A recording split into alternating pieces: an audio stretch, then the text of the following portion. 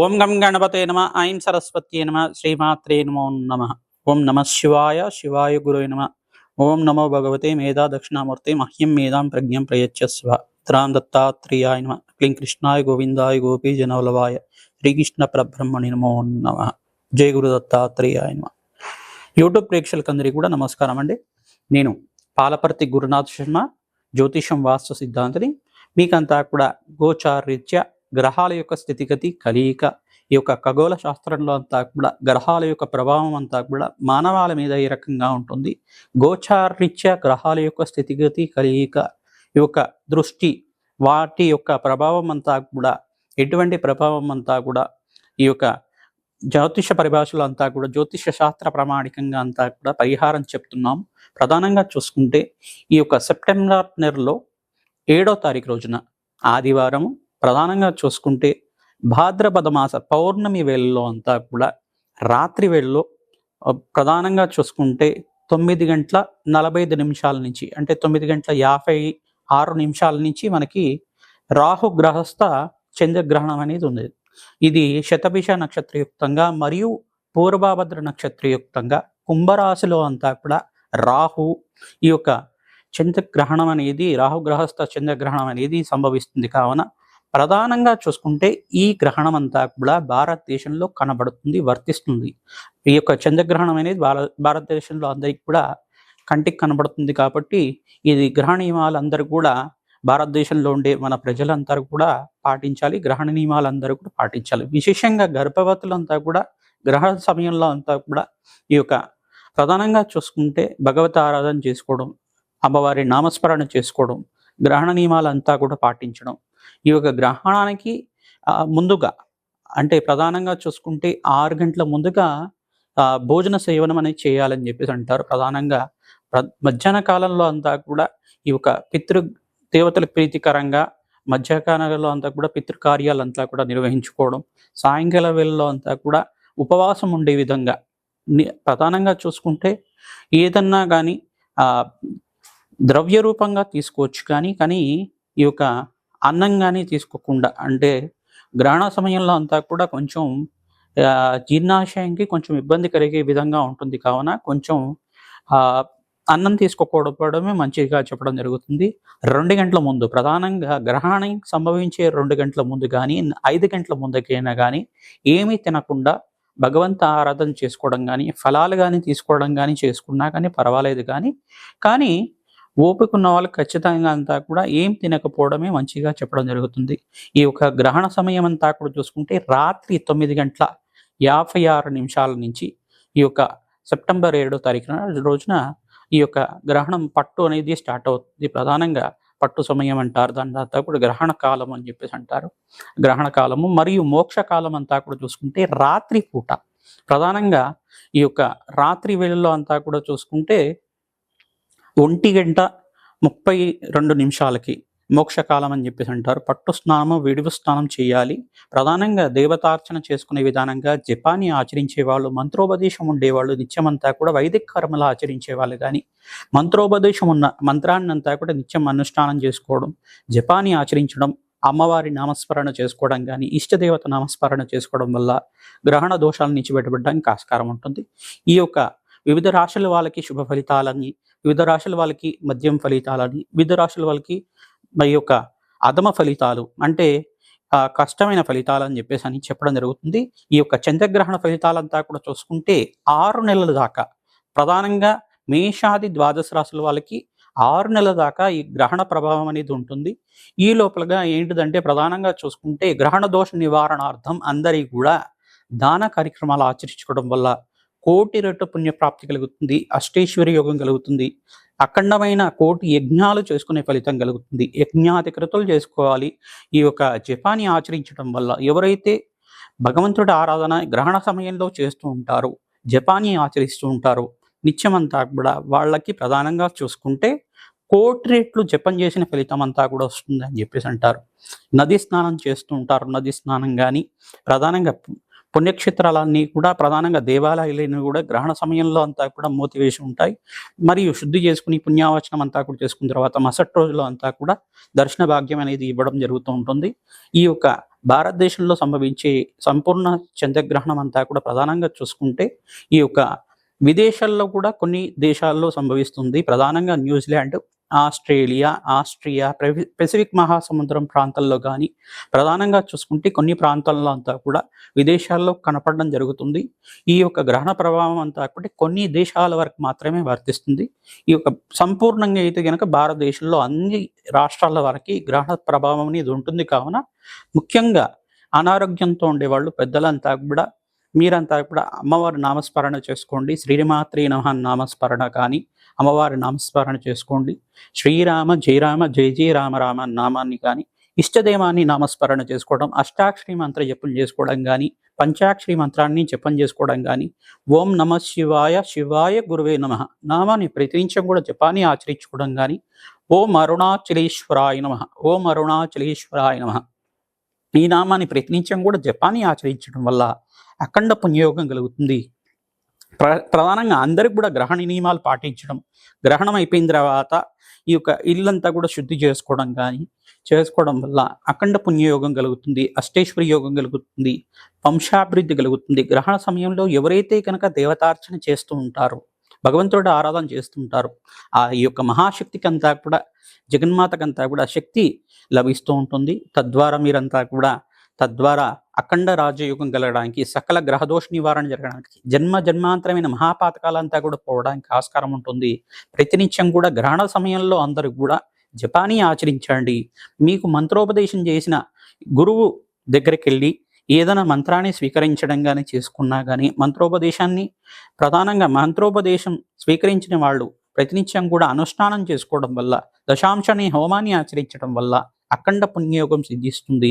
తద్వారా మీకంతా కూడా అష్టైశ్వర్య యోగం కలుగుతుంది, మోక్ష జ్ఞానం లభిస్తూ ఉంటుంది. ఎవరైతే కనుక ప్రధానంగా చూసుకుంటే ఈ యొక్క మేషాది ద్వాదశ రాశుల వాళ్ళకి ఎవరికైతే శుభ ఫలితాలు ఉన్నాయో ప్రధానంగా చూసుకుంటే మేషరాశి వాళ్ళకి శుభ ఫలితాలుగా చెప్పడం జరుగుతుంది. కుంభరాశిలో అంతా కూడా ఈ యొక్క రాహుగ్రహస్థ చంద్రగ్రహణం అనేది సంభవిస్తుంది. కావున వీరంతా కూడా మేషరాశి వాళ్ళకి శుభ ఫలితాలుగా చెప్పడం జరుగుతుంది. మరియు కర్కాటక రాశి వాళ్ళకి శుభ ఫలితాలుగా చెప్పడం జరుగుతుంది. మరియు ఈ యొక్క వృశ్చిక రాశి వాళ్ళకి కూడా శుభ ఫలితాలుగా చెప్పడం జరుగుతుంది. మీరంతా కూడా ధనస్సు రాశి వాళ్ళకు కూడా శుభ ఫలితాలుగా చెప్పడం జరుగుతుంది. ప్రధానంగా చూసుకుంటే మధ్యం ఫలితాలంతా కూడా చూసుకుంటే కనుక వృషభ రాశి వాళ్ళకి మధ్యం ఫలితాలు, ఈ యొక్క మీన రాశి వాళ్ళకి మధ్యం ఫలితాలు, మరియు ఈ యొక్క మిథున రాశి వాళ్ళకి మధ్యం ధనస్సు రాశి జాతకులకి విశేషంగా ఈ యొక్క గ్రహణ సమయంలో అంతా కూడా ఎటువంటి పరిహారాలు చేసుకోవాలి. చంద్రగ్రహణం అంతా కూడా సెప్టెంబర్ మాసంలో 7వ తారీఖు రోజున ఆదివారం వేళలో భాద్రపద మాస పౌర్ణమిలో అంతా కూడా ఈ యొక్క రాహుగ్రహస్థ చంద్రగ్రహణం అనేది కుంభరాశిలో సంభవిస్తుంది. శతభిష నక్షత్రం మరియు పూర్వభద్ర నక్షత్రయుక్తంగా భారతదేశంలో అంతా కూడా కనపడే విధంగా ఈ చంద్రగ్రహణం అనేది ప్రభావం చూపిస్తుంది. కావున ధనుసు రాశి జాతకులకు మీకంతా కూడా శుభ ఫలితంగా చెప్పడం జరుగుతుంది.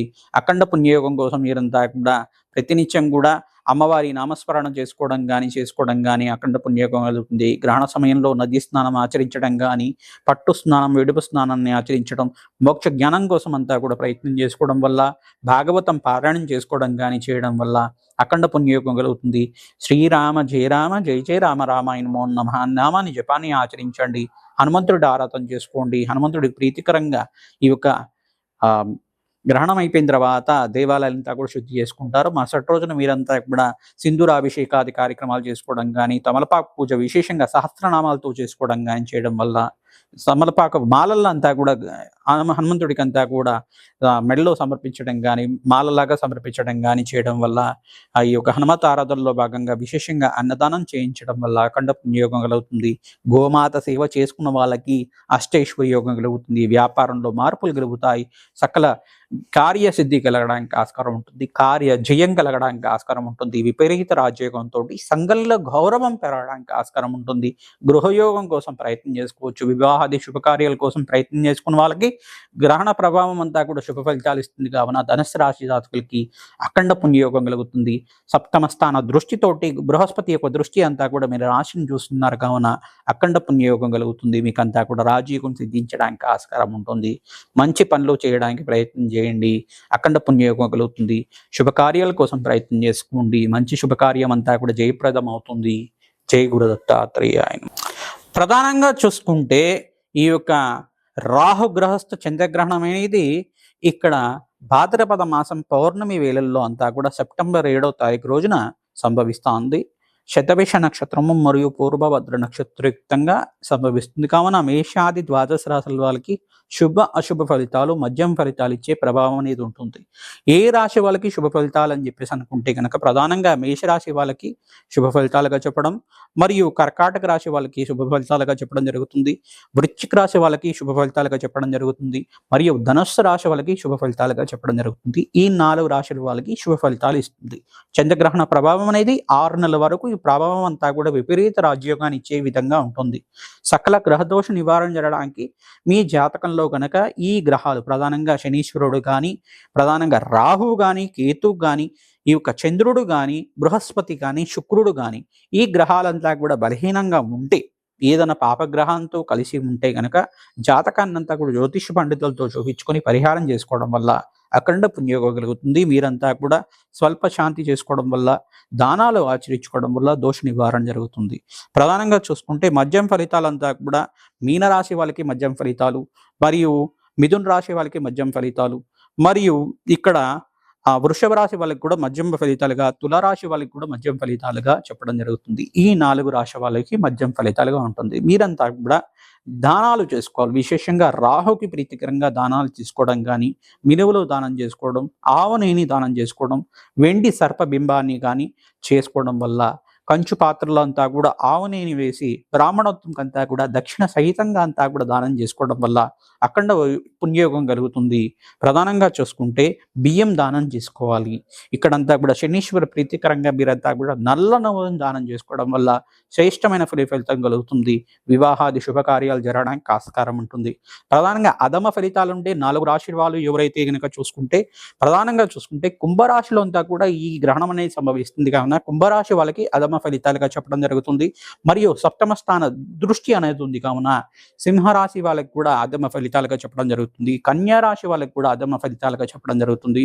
మరియు మకర రాశి వాళ్ళకి కూడా అధమ ఫలితాలుగా చెప్పడం జరుగుతుంది. ఈ 4 రాశి వాళ్ళకి కూడా గ్రహణ ప్రభావం అనేది విపరీతంగా ఉంటుంది. గ్రహణ ప్రభావం అనేది ఎక్కువగా ఉంటుంది కావున వీళ్ళు ఖచ్చితంగా నవగ్రహ శాంతి హోమాది కార్యక్రమాలు చేసుకోవడం, రాహుకి, చంద్రుడికి, బృహస్పతికి, శుక్రుడికి, శనీశ్వరుడికి అంతా కూడా జప హోమాది కార్యక్రమాలు చేసుకోవడం వల్ల రాజయోగం సిద్ధిస్తుంది. మీ జన్మజాతకంలో ఉంటే జాతకానికి అంతా కూడా పరిహారాలు ఆచరించాలి. గోచారంలోని గ్రహస్థితి అంతా కూడా గ్రహాల యొక్క ప్రభావం, వాళ్ళ యొక్క కదలిక అంతా కూడా వాళ్ళు స్థానాలు మారే కొద్దీ ఒక ప్రభావం అనేది చూపిస్తూ ఉంటారు. మిశ్రమైన ఫలితాలు ఇస్తూ ఉంటారు. అది సహజంగా జరుగుతూ ఉంటుంది. కానీ ఏంటంటే ఇక్కడ గ్రహణ ప్రభావంలో మీరంతా కూడా రాజయోగం సిద్ధించడానికి నవగ్రహ శాంతి హోమాది కార్యక్రమాలు ఆచరించుకోవడం కానీ, అష్టైశ్వర్య యోగం కోసం ప్రయత్నం చేసుకోవడం కానీ చేయడం వల్ల, జన్మజాతకాన్ని జ్యోతిష పండితులతో చూపించుకొని పరిహారం చేసుకోవడం వల్ల రాజయోగం సిద్ధిస్తుంది. లేదు మేమంతా ఖర్చు పెట్టలేము అని చెప్పేసి అనుకుంటే కనుక గోమాత సేవ చేయండి. ఖర్చు లేకుండా మీకంతా కూడా కష్టం లేకుండా జరిగిపోతుంది. అఖండ పుణ్యయోగం కలుగుతుంది. స్వల్పమైన శాంతితోటి కోటి రెట్ల పుణ్య ఫలితంగా ఇచ్చే విధంగా చేస్తున్నాం. లేదు అమ్మవారి నామస్మరణ చేసుకోండి. శ్రీమాత్రే నమః, శ్రీమాత్రే నమః, శ్రీమాత్రే నమః నామాన్ని గ్రహణ సమయంలో అంతా కూడా మీరంతా కూడా మంచి శుద్ధిగా ఉంది జపాన్ని ఆచరించుకోవడం వల్ల వేల కోట్ల సార్లు జపం చేసిన ఫలితం అంతా కూడా మీకు పుణ్య ఫలితం కలుగుతుంది. అఖండ పుణ్యయోగం కలుగుతుంది. రాజయోగం సిద్ధిస్తుంది. గ్రహణ సమయంలో అంతా కూడా అఖండ పుణ్యయోగం కోసం ప్రయత్నం చేయండి. భగవంతుడి నామస్మరణ చేసుకోండి. మంచి ఫలితాలు పొందండి. శ్రీమాత్రే నమః.